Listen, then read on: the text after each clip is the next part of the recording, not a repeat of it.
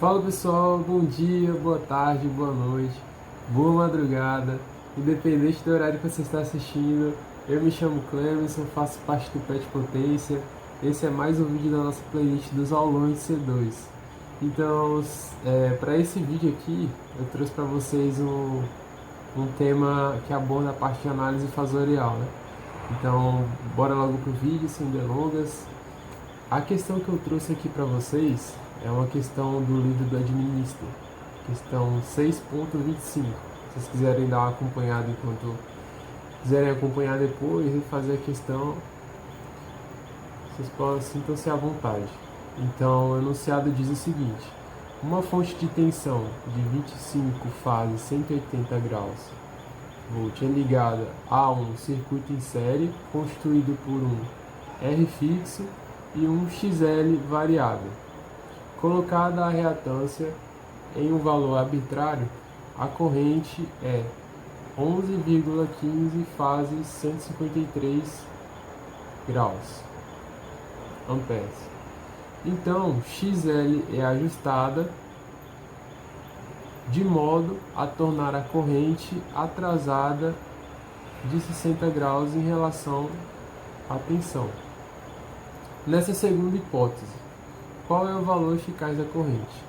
Aí ele já dá, no livro ele já dá até a resposta que a gente tem que encontrar. Então, bora lá.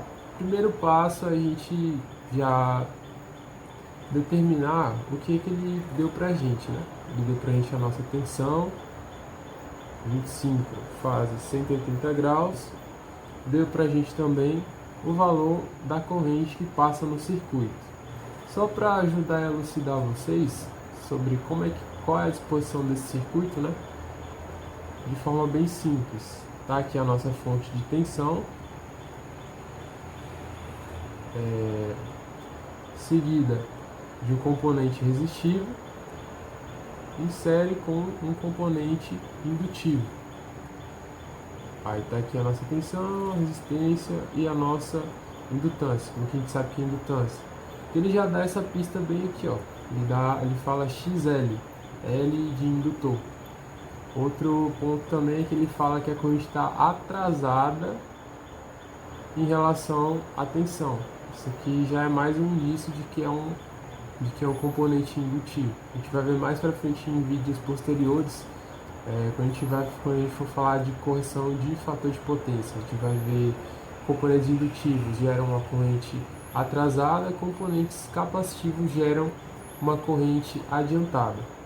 Então, seguindo aqui, entendido como é que está a disposição do nosso circuito, né? Aí ele fala que a nossa corrente passa aqui, né? Então, para a gente entender, para a gente saber, por exemplo, agora a gente tem que encontrar uma coisa muito importante, que é o valor da nossa impedância, né? Impedância para esse circuito.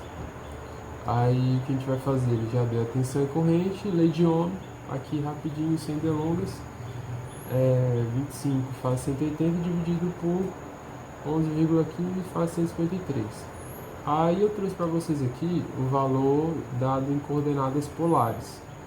Esse valor aqui em coordenadas polares é importante por quê? Por que eu trouxe logo ele em primeiro lugar? Porque em coordenadas polares ele dá nosso valor real e imaginário, né?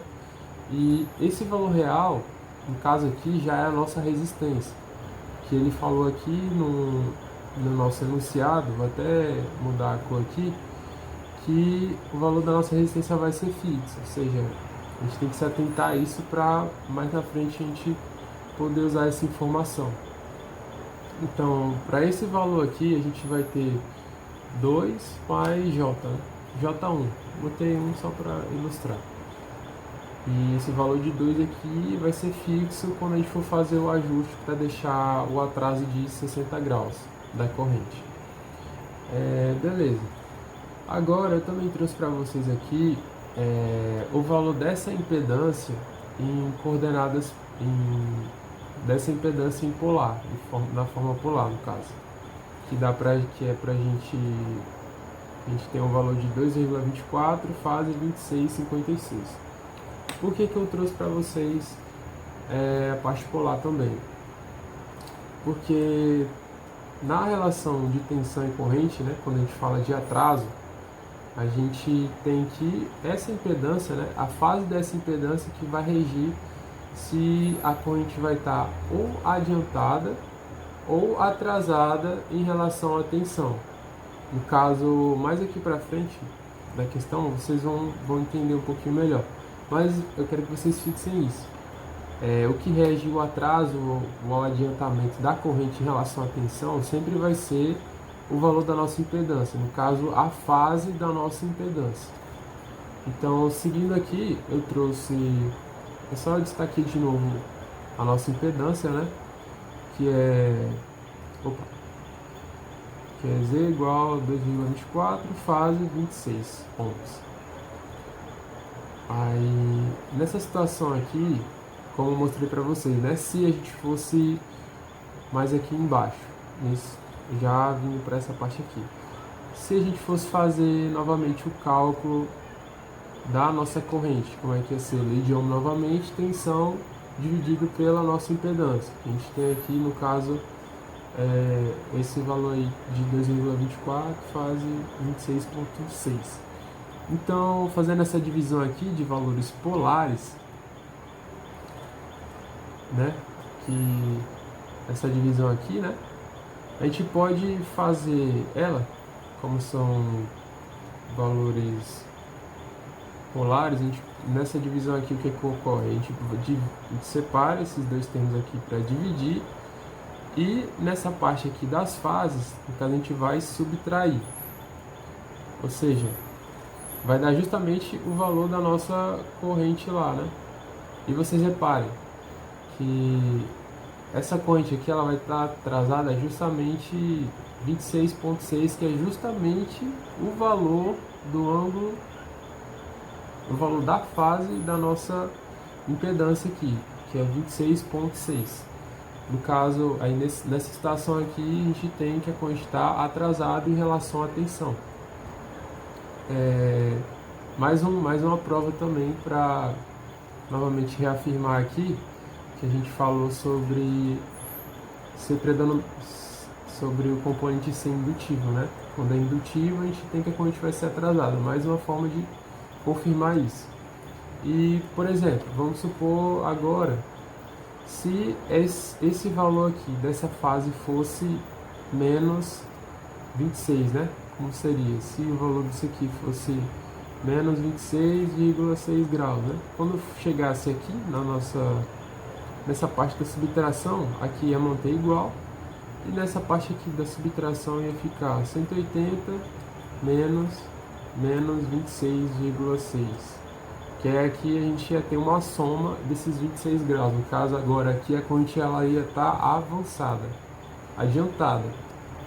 Então é só mais uma coisa para vocês ficarem espertos, para vocês entenderem como vocês forem estar trabalhando essas relações de tensão, corrente, impedância, nessa relação faseada de atraso e adiantamento da corrente. Beleza, entendido isso, o que a gente vai fazer? O que é primordial? Voltando aqui novamente o enunciado, né? Ele quer que a gente faça o quê? Ele quer que a gente dê um novo valor para a impedância de forma que a nossa corrente ela fique atrasada em 60 graus aqui, né? 60 graus. Ou seja, o que a gente vai fazer? A gente vai pegar e a gente vai ter que ter uma impedância, né? Que se a gente for representar em forma polar, ela vai ser o valor dela aqui em módulo, aqui eu errei, aqui é mais 60 graus, para igual nessa parte aqui, né, a gente ter o atraso, porque aqui se fosse negativo, a gente teria no fim um adiantamento da nossa corrente. Então como a gente quer o atraso, né, fica 60 graus. Aí fica faltando para a gente agora saber o valor desse módulo aqui que eu chamei de ZP, de impedância em polar, E para isso, a gente vai novamente voltar para o plano complexo e analisar essa impedância aqui, que está em polar, né? Essa nossa impedância que está em polar, a gente vai analisar agora ela na forma retangular. Beleza. Mas aqui embaixo, né, a gente tem a representação dessa impedância. A gente vai ter, vai ter aqui ZP vai ser igual a 2 mais JXL. Esse 2 aqui, como a gente falou anteriormente, é fixo, né? A gente vai ter que manter ele, porque no enunciado pede que o R seja mantido, e o que a gente vai alterar aqui vai ser só o valor do nosso indutor, né? Nosso XL. Então, trazendo agora para o plano complexo aqui, mais embaixo, a gente tem o nosso eixo imaginário. Esse aqui é o nosso eixo imaginário, né? E o nosso eixo real. Beleza. Aí a gente tem aqui a parte real, né? Tem o 2, nosso 2 aqui. E a nossa parte imaginária a gente vai descobrir. Só que aí a gente já tem o valor desse ângulo aqui, ó. Que é essa relação da nossa indutância com a nossa resistência, no caso. Nosso valor real com o nosso valor imaginário. A gente tem que essa relação vai ter que dar obrigatoriamente 60 graus. Ok. E agora, como é que a gente vai fazer aqui?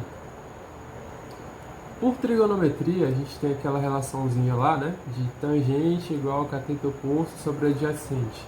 Que eu até coloquei aqui do lado. Vou dar um destaque aqui para ela. Tangente de θ é igual ao cateto oposto sobre o adjacente. Nesse caso aqui, nosso cateto oposto é esse aqui, né? Que no caso é o valor da nossa indutância. E o cateto adjacente é esse do lado aqui, que é o valor da nossa resistência, que é esse 2. Então, como é que vai ficar? Eu botei aqui embaixo. Tangente de 60 é igual ao cateto oposto, que é o nosso XL, sobre o cateto adjacente, que é o nosso 2, que é o valor da nossa resistência. Aqui a gente só vai isolar, não tem muito segredo, isolar XL e fazer esse cálculozinho aqui na calculadora. Fazendo esse cálculo, a gente vai encontrar o nosso novo valor para XL, que vai ser J 3,46.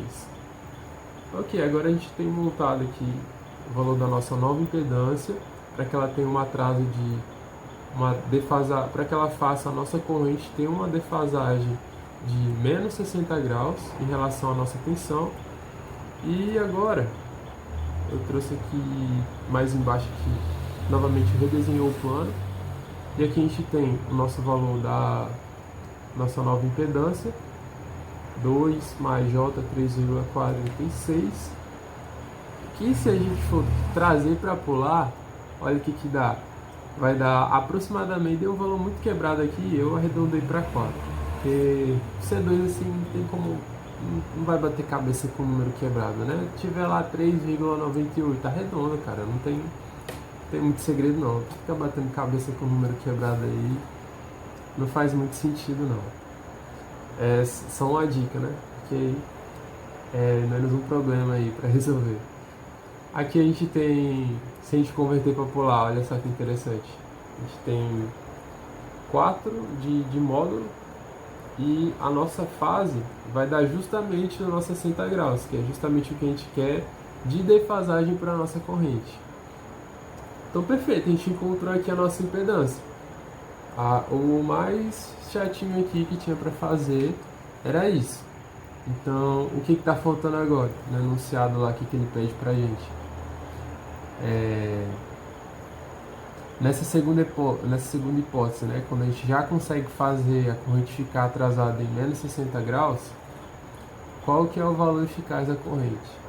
Então, a gente vai lá Novamente, lei de Ohm, tem que fazer. Então tá aqui. A gente tem que a corrente vai ser a tensão sobre a resistência, a impedância no caso. E com isso, fazendo essa divisão aqui, se a gente fosse novamente, né, aquela mesma regrinha, a gente ia pegar aqui 25 dividido por 4 e a nossa fase aqui ia ser 180 menos 60. Aí fazendo essa divisão aqui vai dar 6,25 e essa subtração aqui 120 graus. Então, como ele não especificou aqui que essa tensão aqui está dada em valor de pico, se é o valor de pico, se é o valor eficaz. Nesse caso aqui, se não tivesse batido, né, aqui já bateu o valor da... Opa! Aqui já bateu o valor da nossa corrente, que ele pediu lá, que a gente precisava achar, 6,25. Aí, no caso, se não tivesse batido, como ele não mostrou pra gente ia ter que fazer o quê? Se não fosse o valor eficaz, a gente teria que ia ser o valor de pico. No caso aqui, que a gente teria que fazer, dividir por raiz de 2. Aí, se não desse 6,25, aí tu fez as contas erradas. Mas como aqui já deu direto, quer dizer que lá, esse valor de tensão aqui, que ele deu pra gente, já está em valor eficaz. É uma coisa que a questão até pecou um pouco nisso. Mas no fim aqui a gente já encontrou direto. E é isso, a questão é basicamente isso. Para trabalhar essa parte de análise fasorial, dessa relação, a influência da impedância no atraso e adiantamento da corrente, acho que deu para trabalhar bem. E eu trouxe aqui mais para ilustrar, só para ilustrar mesmo. Vou dar até um zoom aqui. Aqui a gente tem, eu trouxe o diagrama fasorial das duas estações. A primeira estação inicial lá que a gente tem, que ele dá a tensão e a corrente. E ele deu pra gente lá, né, que essa tensão aqui era 25, fase 180. A gente tem como referência aqui o nosso, a gente tem aqui como referência o nosso zero. Isso aqui é o nosso zero, referência. E tá a tensão 25, fase 180. E tá aqui ela 180 graus. E a nossa corrente que ele deu, né, que é 11,15, fase 153,4. Se a gente for fazer a diferença aqui dessas fases, da tensão e da corrente, a gente vai ver que vai ser justamente aquele atraso de 26,6 que a gente viu lá no início. A gente tinha aqui do valor da nossa impedância para esse sistema inicial aqui. Esse valor aqui, ó, 26,6. Aí beleza. Aí a gente fez o ajuste, né? Aí passamos para cá agora. A situação agora é essa. A gente fez o ajuste e novamente o valor da tensão da fase da tensão não vai mudar, vai estar aqui em 180. E o que vai mudar aqui é o valor da corrente, né? O módulo dela e a fase. No caso aqui, se vocês repararem, ó, eu até fiz um pouquinho menor o tamanho do módulo, porque o valor do módulo da corrente agora é menor. Então a gente representa essa setinha aqui, né, da fase aqui da corrente um pouquinho menor do que em relação a essa outra aqui, mas que são só pormenores. Aí tá aqui, e o valor da nossa fase, da nossa corrente, que a gente encontrou aqui, 120 graus, né? Aqui, ó. Desculpa aí, galera. Jockey Club aqui, ainda Jockey Club aqui é tenso.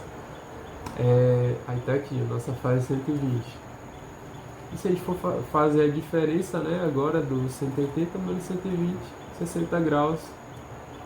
E é isso, a questão tá feita. Espero que vocês tenham entendido tudo. Se restarem dúvidas no nosso próximo aulão que a gente vai realizar antes da prova de vocês, vocês podem levar ou podem mandar mensagem para a gente também, que a gente vai estar levando essas dúvidas para o aulão e sanando todas elas. Então é isso, pessoal. Agradeço a atenção de todos aí que me acompanharam nessa resolução. E é isso. Bons estudos e vamos pro próximo. Valeu!